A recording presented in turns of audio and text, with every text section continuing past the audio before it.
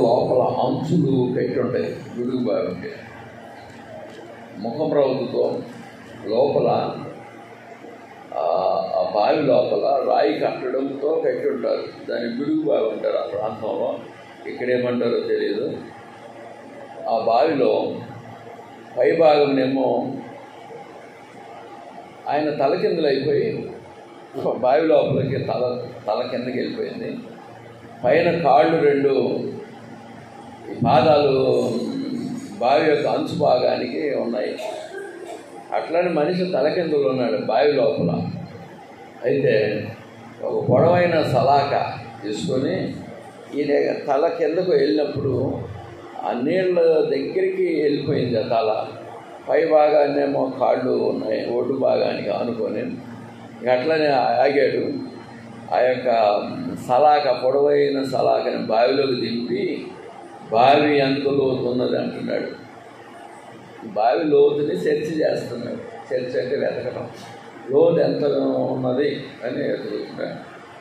అయితే ఇక్కడ నా అనుభవం ప్రకారంగా దీని అర్థం కొంత చేయాలని ఆలోచించాను. బావి అంటే ఒకటి జీవజలము కింద వస్తుంది, వాక్యపు లోతులు కింద వస్తాయి జీవజలం. మరొకటి అదే బావిని గురించి ఒకటి జీవజలం వస్తుంది. రెండవది స్త్రీ అండి. బహుశా మరీన లేడు, వాళ్ళ చిన్నమ్మ చచ్చిపోయి వాళ్ళు వెళ్ళారు, ఈరోజు రాలా. రెండవది ఏంటంటే స్త్రీ లోతుని వెతుకుతున్నాడు. అక్కడికి సీన్ లేదు, దేవుడు చెప్పింది ఇంకేం లేదు. రెండు అంశాలు చెప్తున్నాను. ఒకటి వాక్యపు లోతులను వెతుకుట, రెండవది మన స్త్రీని వెతుకుట. స్త్రీని వెతకటం అంటే పెళ్లి కూతుర్ని వెతకటం అనేది వస్తుంది, అది కాదు ఇక్కడ. ఒకవేళ పెళ్లి కూతురు యొక్క ఎక్కడ పెళ్లి కూతురు దొరికితే చూస్తే వాళ్ళ కుమారుడికి ఆ పిల్ల యొక్క హృదయం యొక్క లోతులు వెతుకుతున్నాడేమో, అర్థం కదా. కానీ ఆయనకి నేను చెప్పేది ఏంటంటే, నువ్వు ఎంత ఎతికిన ఆడపిల్ల లోతు దొరకదు. చెప్పేది అర్థమైందా? ఆడపిల్ల లోతు దొరకదో, అది ఎంత మంచిగా కనపడిన పైకి మనుషులు ఎదుట, ఎంత పై వేషంతో మంచిగా ఉన్న అందరి సూపుల్ని ఆకర్షించిన స్త్రీ లోతును పట్టుకోవడం కష్టం. ఎందుకంటే మంచి మనిషి అయినా పట్టుకోవడం కష్టమే, చెడ్డ మనిషి అయినా పట్టుకోవడము కష్టమే. మంచి మనిషి లోతు తెలీదు, స్త్రీ లోతు. ఏమన్నాడు బైబిల్ గ్రంథాలు అంటే, బైబిల్ గ్రంథంలో ఏమన్నాడంటే బండ మీద పాము జాడ. శ్రద్ధ గ్రహించండి. బండ మీద పాము యొక్క జాడ. రెండవది ఆకాశంలో పక్షి జాడ. ఆకాశంలో పక్షి యొక్క జాడ. భూమి మీద స్త్రీ యొక్క జాడ, జార స్త్రీ జాడ. మూడోది. ఈ బైబిల్ సామెతలో ఉంటాయండి ఆ పదాలు. ఇప్పుడు చెప్పండి, మీరు చెప్పండి ఈ పదానికి. నేను చెప్పండి మూడు చెప్పండి చూద్దాం. ఏం చెప్పా? ఏంటంటాను? నేనేం చెప్పా? ఎక్కడ? ఆకాశంలో పక్షి జాడ. చెప్పు మళ్ళీ.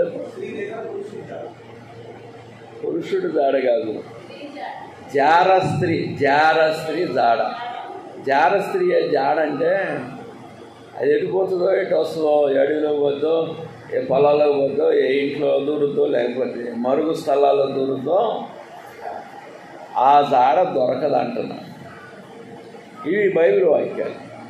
మరి స్త్రీని బావని చెప్తే స్త్రీ గురించి ఎట్ట చెబుతున్నావు అంటే, సామెతల గ్రంథంలో 5వ అధ్యాయం 15వ వాక్యంలో బావి అని రాసి ఉంటుంది. సో చూడండి వచనం. ఆ వచనాన్ని చెప్పండి. నేను ఇప్పుడు వాక్యం వేరే వాక్యం ఉంది. సామెతల గ్రంథంలో 5వ అధ్యాయము 15వ వాక్యం. నా గొంతు లేవటం లేదు. మొన్న ఆ వారము ఆర్మూరు దాగి వెళ్ళి అక్కడ నీళ్లు తాగి వచ్చాను. ఆ రోజు ఇంటికి రాగానే జ్వరం వచ్చేసింది. ఆ నీళ్లు తాగే కదా జ్వరం వచ్చేసింది. నైట్ పూట కూలర్ వేసుకున్నాను. ఈ ఫ్యాన్ 2 నడుస్తున్నాయి. నడిరాత్రి లేస్తే చల్లటి ఎదరగాలి. ఆ ఎదరగాలిలో మెలకు వచ్చేసరికి ఒళ్ళంతా చల్లగా మన జ్వరంలాగా హీట్ అయిపోయి అదో రకంగా వీక్నెస్ ఏర్పడింది. 2 కూలరు ఫ్యాన్ 2 బంద్ చేయగానే తగ్గిపోయిందండి. జ్వరం తగ్గిపోయింది. ఈ బంద్ చేయగానే జ్వరం తగ్గిపోయింది. మరి అదేం జ్వరం ఏర్పడదు, కానీ ఒకటి ఏర్పడింది. ఈదర గాలికి నిద్రపోయి లేస్తే కదా ఈ ఫ్యాన్ గాలికి గొంతు పట్టుకుంది. జ్వరం కాదు కానీ గొంతు పట్టుకుంది. దాని మీద జ్వరంలాగా అనిపించింది కానీ జ్వరం ఆగిపోయింది. ఈదరైతే గొంతుని ఆఫ్ చేసాడు. గొంతు లేవట్లా.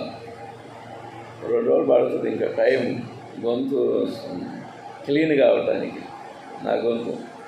అయితే మన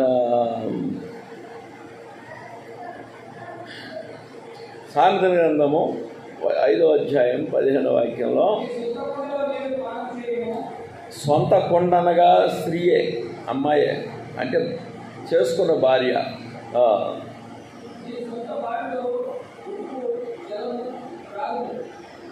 బావి అనే పదానికి మీరు బాధపడినంటే చెప్తా. బావి అనే పదానికి మన గర్భాశయం అని చెప్పవచ్చు. ఇంకా దాన్ని ప్రత్యక్షంగా చెబుతున్నాను. బాధపడినంటే బాధపడతావంటే స్త్రీల కొరకు అది. బాధపడతావంటే నేను చెప్పదలుచుకోలేదు ఎవరికి కూడా. గర్భాశయం బొట్టు మొదలుకొని మోకాళ్ళ వరకు ఉండే ఆ భాగాన్ని బావి అనవచ్చు. వేరే పదాలు రావు అక్కడ. వేరే పదాలు ఉపయోగించకూడదు. అంటే స్పష్టంగా తెలుసుకోవాలంటే నేను మరుగున పెట్టి చెప్పాను స్త్రీ అన్నాను. నీకేం అర్థమవుతుంది కదా. బావి నుండి ఇంకే ఊట అన్నాడు, చెదిరిపోకూడదు. ఇంకా అర్థం ఏంటంటే ఒకని పెళ్ళము తిరుగుబోద్ది కాకూడదు. నేనేం చెప్పా? అందరూ స్త్రీలే. భారతదేశం అంతా స్త్రీలే, ప్రపంచం అంతా స్త్రీలు ఉన్నారు. ఎవరి భార్య అయినను సరే తిరుగుబోతుంది కాకూడదు. దాని అర్థం అది, ఆ వాక్యం అర్థం అది. అందుకని బావి అనే పదానికి స్త్రీ అని నేను ఉపయోగించాను. సరిగ్గానే ఉంది నా పదము. వేరే వాళ్ళు దాన్ని ఎట్లా వ్యాఖ్యానం చేస్తారు. అయితే వాక్యానికి వెళ్దామండి. దేవునికి స్తోత్రములు. గొంతులు అవ్వట్లేదని ఆ అమ్మగారి నడపమన్న చాలా భాగము ఆమె తగ్గించేసింది, టైం తగ్గించేసింది. దానికి నేనేం చేయాలి? గొంతు అలాగనే గట్టి పట్టుకుంటుంది, మాట్లాడుతుంటే కరకర అంటుంది. 8 ఎవని భార్య అయినను కాలు తిరిగేదిగా ఉండకూడదు. ఎవని భార్య పిచ్చోడి పెళ్ళమైనా సరే బయట కాలు జారకూడదు అనేదానికి ఆ బావి అనే పదం వాడింది అక్కడ. అయితే ఈ ఆమోసు గ్రంథం 8వ అధ్యాయము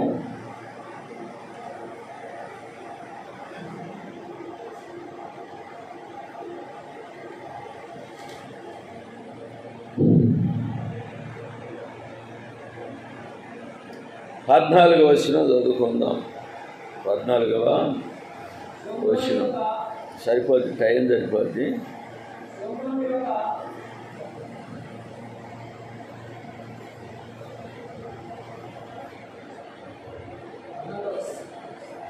కరెక్టే, చదవండి. నేనే రిఫరెన్స్.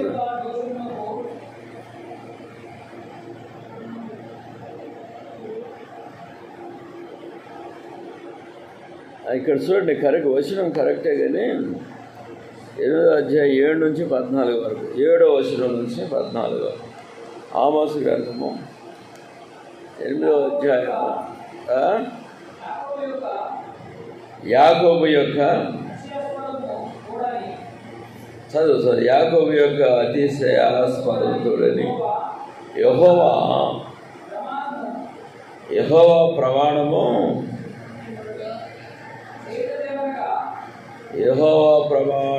చేయగా వారి క్రియలను నేనెన్నడూ మరువను. చదవండి, నువ్వు చకా చదవాలి, ఎడుచుకూర్చొని చదివితే బాగుంటుంది. ఇందును గురించి భూమి కనిపించదా, దాని నివాసులందరూ ఉండగలరా? నైలు నది పొంగునట్లు భూమి అంతయు ఉబ్బుకొను, ఐగుప్తు దేశపు నైలు నది వలె ఊహును. మిశ్రయీము అంటే ఈజిప్ట్ అన్నట్టు. మిశ్రయీము దేశపు నది వలె అది అణగి పోవును. ప్రభువైన యెహోవా సెలవిచ్చినదేమనగా, ఆ దినమున నేను మధ్యాహ్న కాలమందు సూర్యుని అస్తమింపజేయుదును, పగటి వేళను భూమికి చీకటి కమ్మజేయుదును. మీ పండుగ దినములను దుఃఖ దినములుగాను, మీ పాటలను ప్రలాపములుగాను మార్చుదును. అందరినీ మొలల మీద గోలిపట్ట కట్టుకొని చేయుదును. అందరి యొక్క తలల బోడి చేస్తాను.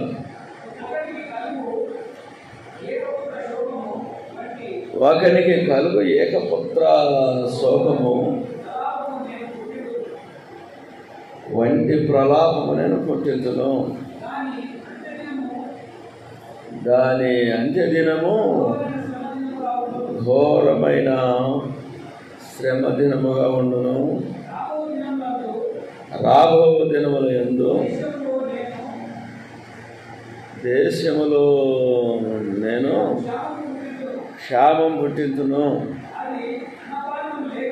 అది అన్నపానములు లేకపోవడం చేత,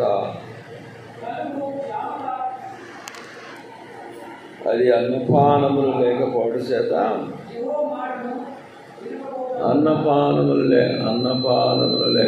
చేత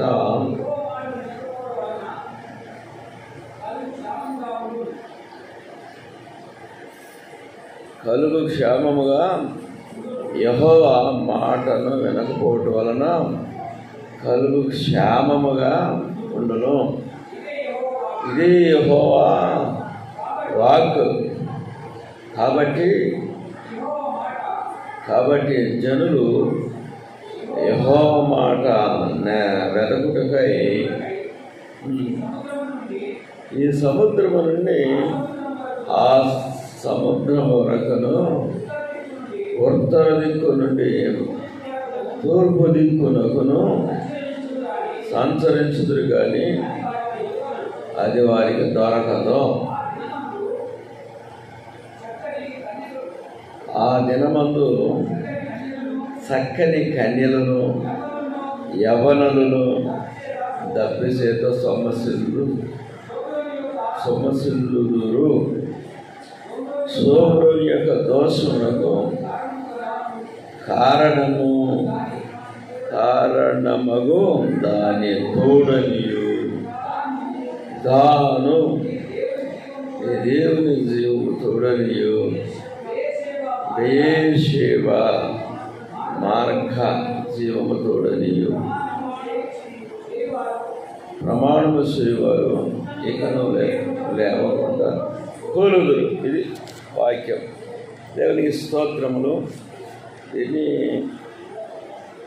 దీన్ని కొంచెమే చెప్తాను. 7 నిమిషాలు ఉంది. 7 నిమిషాలు నేను ఎట్టు పూర్తి చేయాలా చెప్పండి? వచనం ఎట్టు పూర్తి చేయాలా? వాక్యం ఎట్టు పూర్తి చేయాలా? ఓపిక పడితే ఒక 20 నిమిషాలు టైం అయినా కూడా మీరు కొద్దిమంది ఉన్నప్పటికీ 20 నిమిషాలు టైం పడితే ఒకవేళ 30 నిమిషాలు పెట్టిన ఓపిక చేయండి.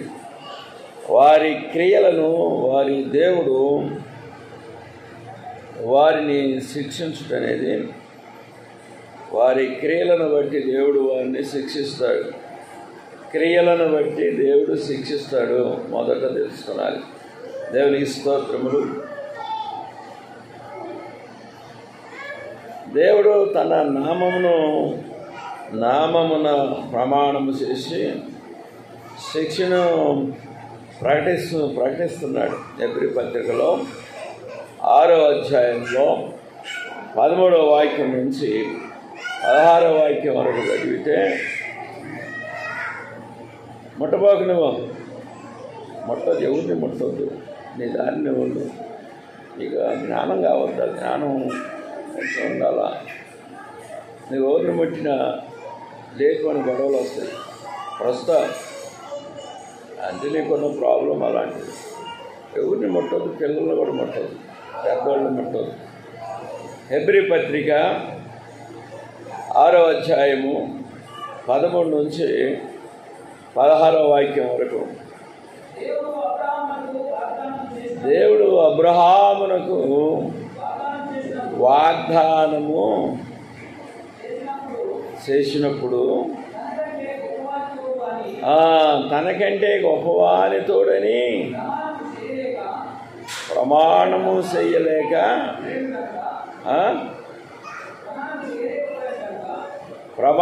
చేయలేకపోయిన కనుక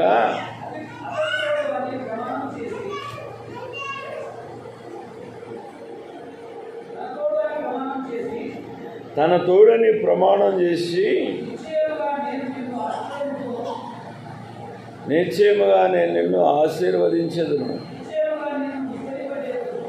నిశ్చయముగా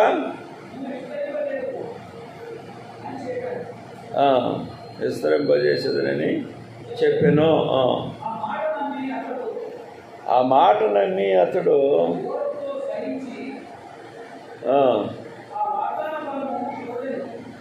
ఆ వాగ్దాన ఫలము పొందెను. మనుషుడు తమ కంటే గొప్పవాని తోడని ప్రమాణము చేయుట ఉంది.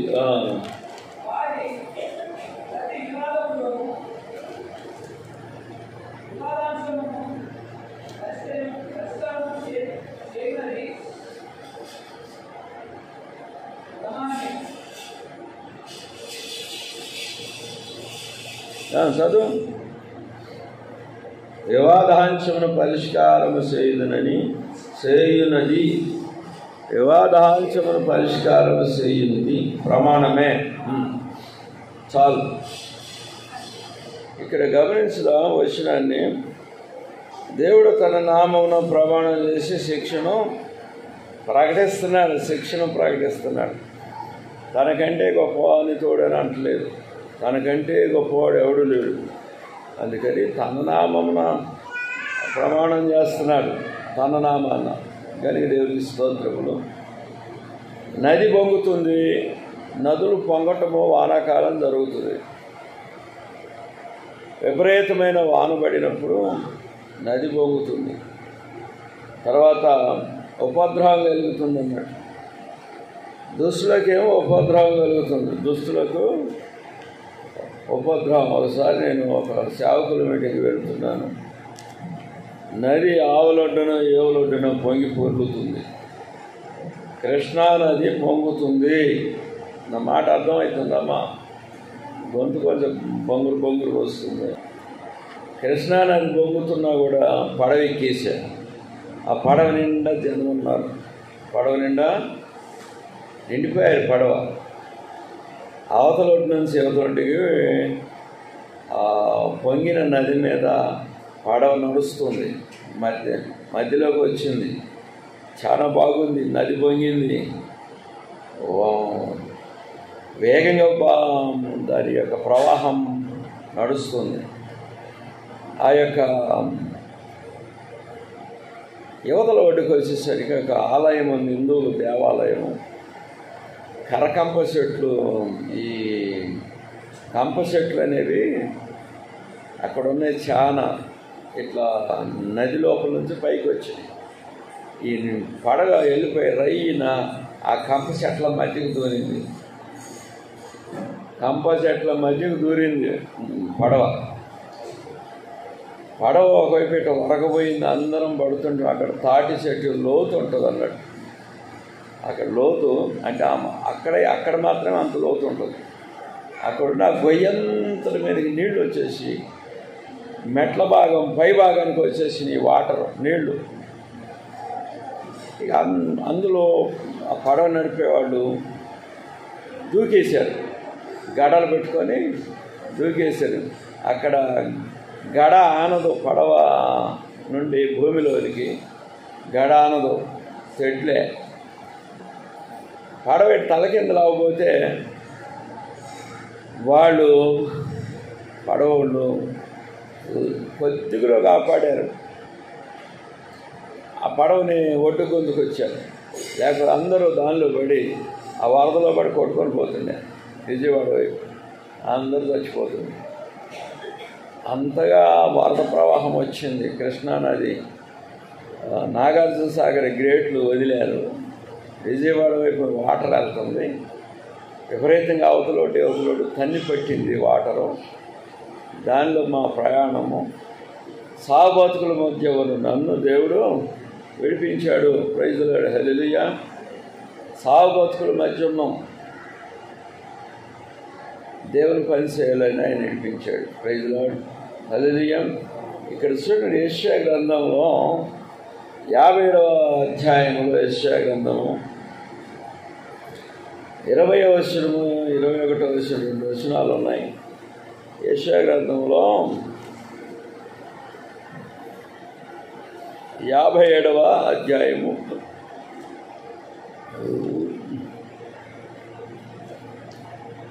20వ వచనం 21.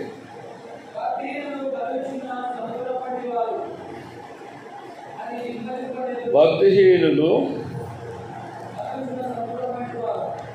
కదులుతున్న సముద్రం వంటి వారు. అది నిమ్మళించదు.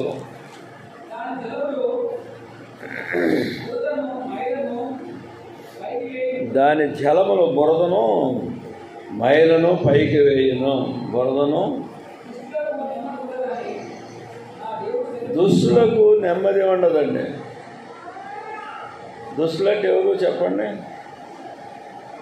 బైబిల్ వాక్యం ఏం బోధ చేస్తుందంటే, దుష్టుల మార్గమున నిలవక పాపుల మార్గమున దుష్టుల ఆలోచన చెప్ప నిలవక పాపుల మార్గమున కూర్చుండక ధ్యానించు, ఆనందించేవాడు దివారాత్రము ధన్యుడు. ఈ వాక్యం ఏం చెప్తుందంటే, దుష్టులు ఎక్కడుంటారో అక్కడ నెమ్మది ఉండదో. దుష్టుడంటే ఎవరు? మనిషే. మరి దుష్టత్వం ఎట్టొచ్చింది? మనిషి తలంపుల నుంచి వచ్చింది. దానికి ఆధారం ఎవరు? సాతాను. ఆధారం, కారకుడు మనిషే దుష్టుడు. చాలామందికి ఆ విషయం తెలియదు. మనుషుడు దుష్టుడు కాకపోతే యోధా యేసు ప్రభుని ఎలాగ అప్పగించాడు? ఆడ మనిషి దుష్టురాలు కాకపోతే యోబు దగ్గరికి వచ్చి ఆ యొక్క యోబుతో దేవుని దూషించి మరణం కామని ఎట్లా అంటది? మన అబ్షాలోము దుష్టుడు కాకపోతే తండ్రి మీద ఎట్ట తిరుగుబాటు చేస్తాడు? తర్వాత తండ్రి యొక్క ఉపపత్నులను మేడ మీద టెంట్ వేసుకొని మిట్ట మధ్యాహ్నమే దేశం యొక్క ప్రజలందరూ వినుస్తుండగా చిన్న తల్లులతో పాపం ఎట్ట చేశాడు? దుష్టత్వం కాకపోతే. మన అమ్నోనునే తన కుమారుడు తామారు అనే తన చెల్లిని వంట వడ్డించడానికి పిలిపించుకొని ఆమెని ఆ అమ్నోను అనేవాడు చెరిశాడు. వాడు దుష్టుడు కాబట్టి ఎట్లా చేశాడు? మన బైబిల్ గ్రంథంలో 60 లక్షల మంది యూదులను బైబిల్లో రాసిలేదు, కానీ 60 లక్షల మంది యూదులను హిట్లర్ ఎట్లా చంపించాడు? వాడు దుష్టుడు కదా. మన దుష్టత్వం అనేది మటర్ చేపిస్తుంది, దుష్టత్వం అనేది మంత్రవిద్య చేపిస్తుంది, దుష్టత్వం అనేది మనుషుల్ని నాశనం చేస్తుంది. దుష్టత్వం తన పదవి కొరకు, ఆ వ్యక్తి యొక్క పదవుల కొరకు, ధనదాహం కొరకు వాని చేతి ఎన్నో కూలీలు చేపిస్తుంది. అధికార దాహం అంటారు. కనుక అలాంటి దుష్టుడికి నెమ్మది ఉండదు. రక్తం తాగే పిశాచికి నెమ్మది ఉండదు. ఎదుటి వారికి కీడు చేయ వారికి నెమ్మది ఉండదు. యెహోవా సెలవిస్తున్నాడని రహస్యం, దేవుడు సెలవిస్తున్నాడని రహస్యం. నెమ్మది ఉండదు దుష్టత్వము జరిగించే వారికి. నెమ్మది రావాలంటే హృదయానికి నెమ్మది రావాలి. స్త్రీకైనను పురుషుడికైనను అని అంటే ఏం చేస్తే వస్తుంది? మారుమనసు పొంది రక్షణ పొంది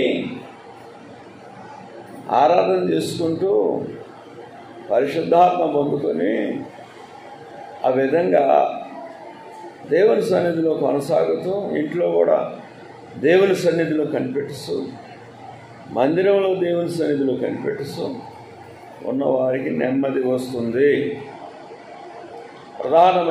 ప్రధానమైనది మారు మనసు. మారు మనసు. ఆ సబ్జెక్ట్లో ఉన్నవారికి మాత్రము ఈ యొక్క శాంతి వస్తుంది, నెమ్మది వస్తుంది. దుష్టులకు నెమ్మది ఉండదు. అదండి, వారి భక్తిహీనులు కదలుతున్న సముద్రం వంటి వారు. సముద్రము నిత్యము కలుగుతూ ఉంటుంది.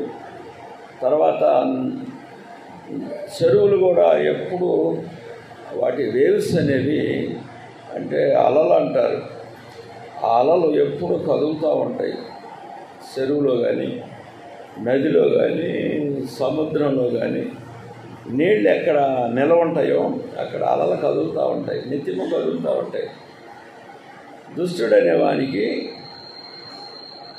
పోలిక ఏం చేయబడిందంటే, ఇక్కడ వాక్యము పోలిక సముద్రం యొక్క అలలో కదులుతున్నట్టుగా సముద్రపు అలలో నెమ్మలింపన్నట్లు దుష్టుని హృదయం ఉంటుందని వాక్యంలో రాయబడింది. నెమ్మది ఉండదు. నెమ్మది లేని వారికి పేరేంటి? నెమ్మది లేని వానికి పేరేమిటి?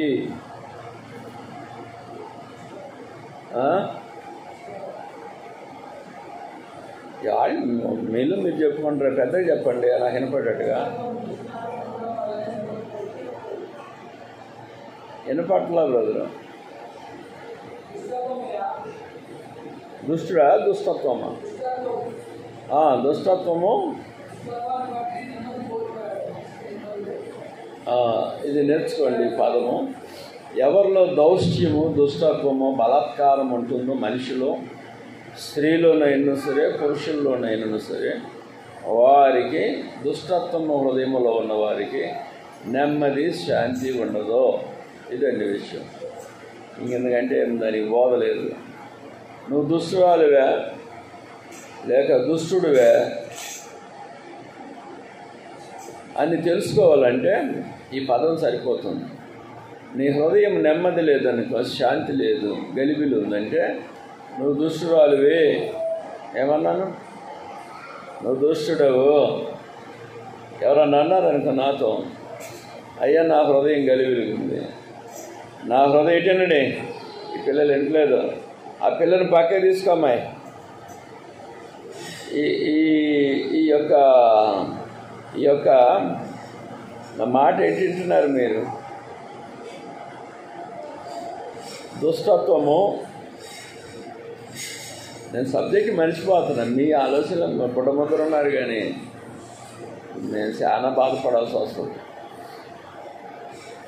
నీ హృదయము కఠినంగా బండబడి ఘోరంగా ఉందనుకో, గలిబిలి ఉందనుకో హృదయంలో, నీలో దుష్టత్వం ఉన్నది. నేను చెప్పింది అర్థమైంది బ్రదరు? నువ్వు దేవుణ్ణి విడిచిపోతా నా వల్ల కాదులే అనుకున్నా సరే, మనమేం చేస్తాం దానికి? నా హృదయం గలిబిలిగా ఉంది, శాంతి లేదు. అయ్యగారు ప్రార్థన చేయండి అంటావు చూడు. నువ్వు అది చెబుతున్నావంటే నీలో ఏముంది? దుష్టత్వం ఉంది. నువ్వు విశ్వాసం అయినా సరే, సేవకుడు అయినా సరే, గలిబిలి ఉండదు. దేవుని యొక్క హృదయం అయితే నెమ్మది ఉంటుంది, ప్రశాంతంగా ఉంటుంది, గలిబిలి ఉండదు, కఠినత్వం ఉండదు, జాలి ఉంటుంది. ఓ స్త్రీ, నేను చెప్తుంది సరదాగా విను. నీ హృదయము గలిబిలి ఉంటే, గందరగోళం ఉంటే, కఠినత్వం ఉంటే, నీలో దుష్టత్వం ఉన్నది. ఎంతకంటే ఏం బాగు చేయాలా కదా? ఇప్పుడు చేయలేదు చూపెట్టండి. గలిబిలి ఎంతమందికి ఉంది చూపెట్టండి. ఒక్కడు కూడా ఎత్తారు. ఎందుకని? నేను దుస్తురాలునే. తీర్పు అయిపోయింది. తీర్పు అయిపోయింది. ఆడ పాస్టర్ గారు తీర్పు చేసేది అనుకుంటా ఉంటాం. కాదు, వాక్యం తీర్పు చేస్తాం. వాక్యం దైవవాక్యం నా దగ్గరికి వచ్చి, నా హృదయం అంత ఆందోళన ఉంది, గలిబిలి ఉంది అంటే నీవు దుష్టత్వంలో ఉన్నావు, ప్రేమ లేదు, నరహత్యలో ఉన్నావు. ఇది తెలుసుకోనండి. అందుకని నాకు చెప్పకండి, ప్రార్థన చేయండి. ఈ విషయం కాడ అప్పులోనే ప్రార్థన చేయమని చేస్తున్నారు. అప్పుడు లిస్ట్ ఉంది ఆడ. నేను ఖాళీకి మోకాళ్ళ మీద ఉన్నప్పుడల్లా ప్రార్థన చేస్తున్నాను. నువ్వు విశ్వాసం అయితే నెమ్మది ఉంటుంది, నెమ్మదిగా హాయిగా ఉంటావు. ఏ సమస్యలు వచ్చి పట్టించుకోవు. నీ మటుకు నీవు శాంతిగా ఉంటావు. నీవు శాంతి నెమ్మదిగా ఉంటావు. దాని కొరకు గలిబిలి ఉంది, గందరగోళం ఉంది, హృదయం నెమ్మది లేదు, శాంతి లేదు, ఇటు అంటున్నావు అనుకో, నాకు అప్పుడే అర్థమైపోతుంది నీలో ఏదో దౌష్టమైన క్రియ జరిగింది. దౌష్ట్యం అంటే దుష్టత్వ క్రియ ఏదో ఎక్కడో జరిగింది. దాన్ని సరి చేసుకుంటే నెమ్మది వస్తుంది. మళ్ళా ప్రభు వస్తాడు లోపలికి. ఆయన ఇడిచిపెట్టిపోయేవాడు కాదు. ఎక్కడో ఫాల్ట్, ఎక్కడో రోత, లేకపోతే ఎక్కడో ఒక తప్పిపోయినావు, నీలో నెమ్మది లేదు అంటే నీలో దుష్టత్వం ప్రవేశించింది, దుష్టుడు ప్రవేశించాడు, సాతాను ప్రవేశించిందని అర్థం. దానికి ప్రార్థన అవసరం లేదు. అయ్యా ప్రార్థన చేయండి అనొద్దు. నువ్వు ఒప్పుకోవాలా. ఏం ఒప్పుకోవాలి? ఎక్కడో లోపం జీవితంలో కానీ, నిన్న కానీ మొన్న కానీ సంవత్సరం లోపల ఎక్కడ ఏదైనా జరిగిందేమో, దాని కొరకు ఒక్క కన్నీటి బొట్టు విడిచి ప్రార్థన చేసి నెమ్మది వచ్చేస్తుంది. దాని కొరకు నువ్వు పాస్టర్ దగ్గరకు వచ్చి చెప్పేవనుకో వాళ్ళకి అర్థమైపోతుంది. ఈ గలిబిలైందంటే ఏదో పెట్టిందిరా అనుకుంటాం వెంటనే. అయినా కూడా చేస్తాం ప్రార్థన. ఈయన గలిబిలయ్యాడు, ఆమె గలిబిలయింది అంటే ఎక్కడో ఏమో మిస్టేక్ అయింది తన జీవితంలో, అందుకే నెమ్మది లేదు. ఆ నెమ్మది వచ్చేదాకా మనిషి మన అలలలాగా ఇట్లా కదులుతుంటాడు. స్త్రీ కానీ పురుషుడు కానీ అలలు ఎట్లా కొట్టుకుంటాయి అట్లా హృదయం కూడా అట్లా కొట్టుకుంటూ ఉంటాం. తపన, శాంతి కొరకు తపన, దాహం. మన బైబిల్ గ్రంథంలో మత్తయి సువార్తలో చెప్పబడింది. ఏమన్నాడు? మత్తయి 11:28-29 దృష్టిలో చెప్పాడు ఈ విషయం. ప్రయాసపడుతున్నారు, భారం మోస్తున్నారు. ఆ గలిబిలికి ఏమంటారు? భారం అనొచ్చు. నెమ్మది లేనితనానికి భారం అనొచ్చు, బరువు.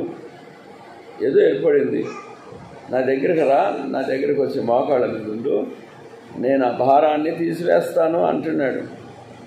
చేతులు దాచుతాడు ప్రభు. అయితే ప్రభువు నద్ద నేర్చుకోవాలండి. ప్రభువు నద్దకు వచ్చి నేర్చుకోవాలి. నెమ్మది, శాంతి, నిర్మలత్వం కలుగుతుంది.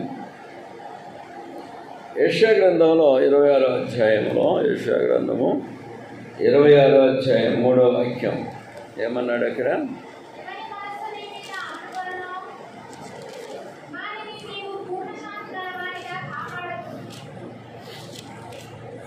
ఎప్పుడైతే వాక్యాన్ని పక్కన పడేసి స్వస్థతలు జరుగుతాయి దేవుని నమ్ముకోవటం కొరకే, ప్రవచనాలు చెప్పబడతాయి నీ బతికెత్తుందని, ప్రవచనాలు చెప్పినా అది దేవుని దగ్గరికి నడిపించడం కొరకే.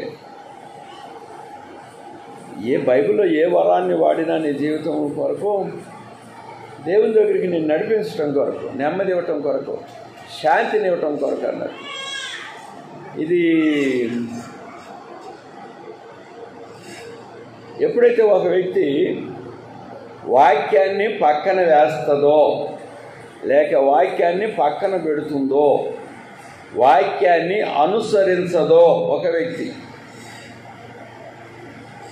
ఆ వ్యక్తికి కుమారుల వలన కానీ, కోడండ్ర వలన కానీ, బిడ్డల వలన కానీ, మనవాళ్ళ వలన కానీ, మనవరాండ్ల వలన కానీ, బంధువుల వలన కానీ, ఈ లోకంలో ఉన్న మనుషులందరి వలన కానీ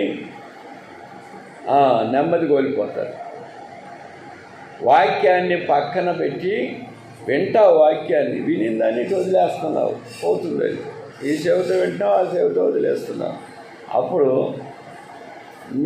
ఇప్పుడు చెప్పేస్తుండే వీళ్ళందరిలో ఎవరన్నా నీ ఎడల తప్పుగా ప్రవర్తించారు అనుకో ఒకవేళ, అప్పుడు నెమ్మది కోల్పోయి నువ్వు నెమ్మది కోల్పోతావు. వాక్యాన్ని పక్కనేసావు కనుక వాక్యం నీ లోపల పక్కన ఉంది, లోపల లేదు. నీలో సహనం పోయింది, శాంతి పోయింది, మన సాత్వికం పక్కకు పోయింది, దీనత్వం పక్కకు పోయింది. అవన్నీ పక్కనేసినప్పుడు వాటన్నిటినీ గైకొనమన్నాడు కదా, నీకు నెమ్మది ఎక్కడ ఉంటుంది? అందుకని రక్షించబడిన విశ్వాసి అనేది, రక్షించబడిన విశ్వాసి నెమ్మదిగా ఉంటుంది, అలల వల్లే గలిబిలిగా ఉండదు. మరి నీ జీవితంలో గలిబిలి ఏర్పడుతుందంటే కారణం నువ్వు వాక్యాన్ని అనుసరించటం లేదు. కనుక దేవుని వాక్యం మనకి చెప్పే విషయం ఏంటంటే, ఈ యొక్క యెషయా గ్రంథము 26:3వ వాక్యంలో, ఎవని మనస్సు నీ మీద అనుకొనునో వానిని నీవు పూర్ణశాంతి గలవానిగా కాపాడుదువు. మనసు దేవుని మీద అనుకొనాలి. 4 విషయాలు వాడతాడండి: సామము, దానము, భేదం, తర్వాత దండన అని 4 స్టెప్. ప్రభు వాడతాడు దాన్ని. ప్రభువే వాటిని అమలు చేశాడు. బైబిల్ గ్రంథంలో ప్రభువే అమలు చేశాడు. సామధాన భేద దండోపాయములను ఆయన ఉపయోగించాడు. లాఠీ పట్టొచ్చా అంటే మగుడు లాఠీ పడతాడా ఎక్కడన్నా? పెళ్ళం మీద చెప్పండి. పెళ్ళం తప్పు చేస్తే తప్పక పడతాడు. మరి సేవకుడు లాఠీ పడతాడా? పట్టాలి ఒక టైం వస్తే. పెళ్ళం మీద కాదు లాఠీ పట్టేది. మన పెళ్ళమును కొట్టాలని కాదండి లాఠీ పట్టేది. సైతాన్ని పట్టడానికి ఒక్కోసారి లాఠీ పట్టవచ్చు. కట్టా సాగకుండా సురికెయ్యాల, సాగకూడదు. సస్తే మళ్ళీ లేనిపోయి కదమ్మా సేవకుడు కూడా లోపల పోతాడు. అందుకని ఒక దెబ్బ కొట్టడం తప్పేమి కాదు. శృతి మించినప్పుడు ఒక దెబ్బ కొట్టడం తప్పు కాదు. నేను చెప్పేది మీకు అర్థమయ్యాడు వస్తుంది. తన్నులు తిని ఉన్నాము పెయ్యలు అంటారు అట్లా వద్దని. నేను చెప్పేది ఒకటి కూడా అర్థం కాదు. మీ ఇంట్లో ఎంత గొడవ అయితే ఎవరెవరు కొట్టారో ఎవరు చేశారు కదా. అలాంటప్పుడు ఇదేం అర్థమైంది? ఒకటే చిన్న విషయం. ఇది నేను చెప్పేది స్మూత్గా ఉంది. మీరేమో కాఠిన్యంగా ఇంట్లో బాధలు పొంది ఉండొచ్చు, కఠోరంగా పొంది ఉండొచ్చు. కఠోరంగా భార్య చేత కానీ భర్త చేత కానీ కఠోరంగా అంటారు. దేవునికి స్తోత్రం. ఇంకొక వచనం చూపెట్టి ముగిస్తానండి. ఒక వచనం ఈ యొక్క ఎవరి మనసు దేవుని మీద ఆనుకుంటుందో అటివాడుకి నెమ్మది శాంతి ఉంటుందని బైబిల్ చెప్తుంది. వాక్యాన్ని అండర్లైన్ చేసుకొని ఎప్పుడైనా శాంతి సమాధానం లేకపోతే ఈ వాక్యాన్ని 100 సార్లు చదువుకోనండి. అయ్యా నా మనసు నీ మీద ఆనుకోలేదయ్యా, అందుకని నాకు ఈ బాధ వచ్చిందయ్యా అని దేవుని దగ్గర అడగచ్చు. అయ్యా నా మనసు నీ నుండి పక్కకు పోయింది, అందుకని నాకు నెమ్మది లేదో అని అర్థం వస్తుంది వాక్యం. నాకు నెమ్మది లేకపోవడానికి కారణము నా మనసు నీ మీద ఆనుకోలేదు. శాంతిగా నా హృదయం లేదు. నా హృదయం శాంతిగా నీవు కాపాడుతావు. శాంతిగా లేదు ఇక్కడ. నీ యందు విశ్వాసం ఉంచిన వాడు శాంతిగా ఉంటాడని. అసలు నేనేమనుకున్నాను తెలుసా? ఆ రేకులు కూడా తెలుసుకోవాలా. ఎరకలోళ్ళు అక్కడ చుట్టూ పట్టా కట్టి పైన ఏదో పట్టా కప్పుకుంటారు చూడు, అట్టేసుకొని ఉందాం అనుకున్నా. మరి లోపల భద్రత ఎట్టా? బీరువాళ్ళు ఉంటాయి. బీరువాళ్ళు పెట్టి సామాన్ అంతా ఏదున్నా సరే తాళాలు వేస్తుంటాయి, మంచి తాళాలు దండిగా.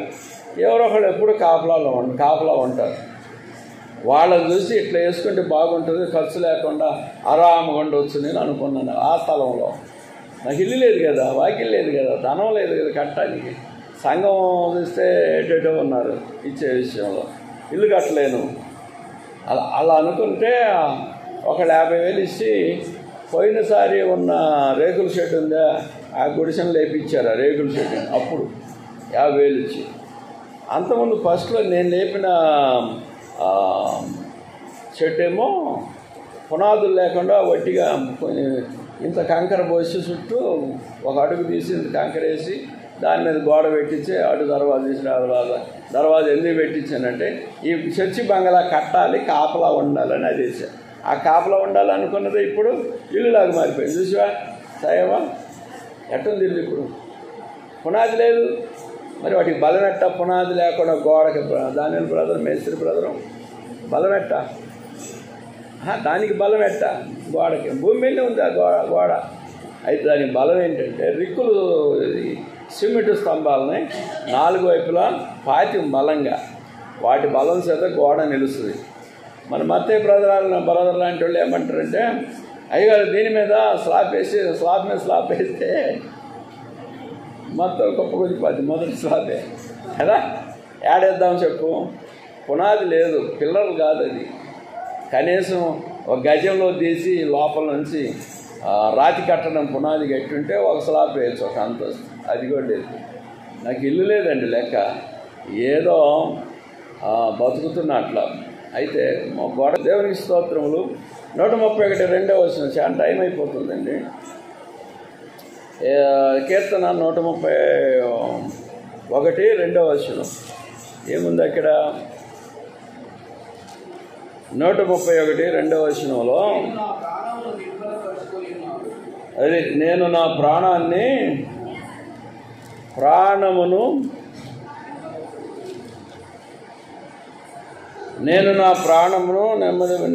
ప్రాణమును నిమ్మళపరుచుకొని ఉన్నాను, సముదాయించుకొని ఉన్నాను. దేవుడు నాతో మాట్లాడాడు, నా భార్య పక్షంగా దేవుడు మాట్లాడాడు.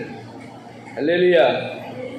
మీరు చెబితే నమ్మరు, నమ్మకపోతే మీ అపనమ్మకం, నేనేం చేస్తా? దేవుడు ఏం మాట్లాడుతున్నాడంటే, ఆమె రెండు చేతులు ఇట్లా పట్టుకొని ఉంటే ఒడి పట్టుకున్నట్టుగా ద్రాక్షకాయలు ఆమె చేతిలో ఉంచాడు. ద్రాక్షకాయలు జీవాన్ని ఇస్తాయి.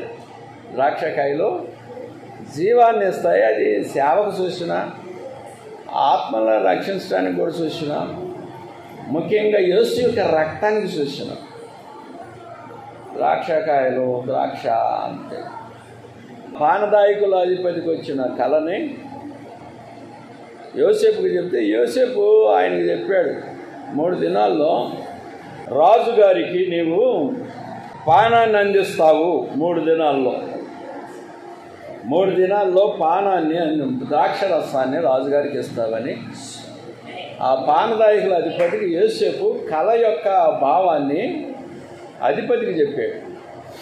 3 దినాల్లో జైలు నుంచి విడుదలవుతావు, రాజుగారికి పానాన్ని అందిస్తావు, ద్రాక్షరసాన్ని భావం చెప్పాడు. అక్కడ చూడండి, జీవితాన్ని చూపిస్తుంది, జీవాన్ని చూపిస్తుంది ఆ యొక్క ద్రాక్షకాయ. అందుకని దేవునికి స్తోత్రములు. ఈ అమ్మగారి పక్షంగా దేవుడు ఉండబట్టి, మాట్లాడబట్టి ద్రాక్షకాయలు పంపాడు నా దగ్గరికి. 2 చేతుల నిండా ద్రాక్షాయలు. ఎన్ని చక్కగానే ఆ ద్రాక్షాయలు నేను చూసినప్పుడు, దర్శనంలో చూస్తుంటే అప్పుడు నేను అర్థం చేసుకున్నాను, ఈ అమ్మది రైటు ఏదైనా సరే అని అప్పుడు నాకు అర్థమైంది. దేవునికి స్తోత్రం. ఇంకొక వచనం కొంచెం ముగిస్తా. సనుభాలు విడిచిన పిల్ల తన తల్లి యొద్దనున్నట్లు, నా ప్రాణము నా యొద్ద నున్నదే. సనుభాలు విడిచిన పిల్ల ఉన్నట్లు ఒకటి, సనుభాలు విడిచిన పిల్ల తన తల్లి యొద్దనున్నట్లు, సనుభాలు విడిచిన పిల్ల ఉన్నట్లు నా ప్రాణము నా యొద్దనున్నది. ఏంది? సనుభాలు విడిచిన పిల్ల ఉన్నట్లు వేరుగా ఉంది అర్థం. సనుభాలు విడిచిన పిల్ల తన తల్లి యొద్దనున్నట్లు అర్థం మారింది అక్కడ. సనుభాలు విడిచిన పిల్ల ఉన్నట్లు నా ప్రాణము నా యొద్దనున్నది. ఇజ్రాయేలు ఇది మొదలుకొని నిత్యము యెహోవా మీదనే ఆశ పెట్టుకున్నాము. దీని చాలా పొడుగుందండి. దీని భావం చెప్పాలంటే, ఇది అర్థం కావాలంటే, ఈ వచనంలో ఉన్న 2వ భాగం అర్థం కావాలంటే గంట టైం పడుతుంది. వేరే టైంలో వచనం నా వినికిడిలోకి వచ్చినప్పుడు మీకు చెప్తా నేను. అప్పుడు దాకా ఆ వాక్యము వెయిటింగు, దాన్ని పోస్ట్పోన్ చేస్తున్నా. ఎందుకంటే టైం అయిపోయింది, అప్పటికే అర్ధగంట టైం అయిపోయింది ఎక్కువ. అందుకని దేవునికి స్తోత్రములు. నెమ్మదిగా ఉండండి. ఎవరిలో నెమ్మది లేకదో వారిలో సైతాన్ ఉంటుంది. నేను వేరే ఏమి చెప్పేది ఏం లేదు. శాంతి సమాధానం హృదయంలో నివసిస్తే దేవుడు ఉన్నాడని గ్రహించగలం. శాంతి సమాధానం లేకుండా గలిబిలిగాను, కఠినంగాను, హృదయం అనేది వేరే కోణంలో ఉంటే ఏదో లోపలికి వచ్చిందని అర్థం. ఏదో లోపల ఉంది, ఏదో ఉంటేనే ఆ నెమ్మది లేకుండా ఉంటారు. నా మాట కాదు ఇది, నేను వాక్యాన్ని వివరిస్తున్నాను. Praise the Lord. హల్లెలూయా. నేను వాక్యమును వివరించుతున్నాను. దాని అర్థం ఎలాగని, నెమ్మది లేని హృదయంలో సాతాను ఉండును. దేవునికి స్తోత్రములు. ప్రార్థన చేసుకుందాం. ఒకడు ప్రార్థన చేస్తారు. మోకాళ్ళ మీద ఉందాం.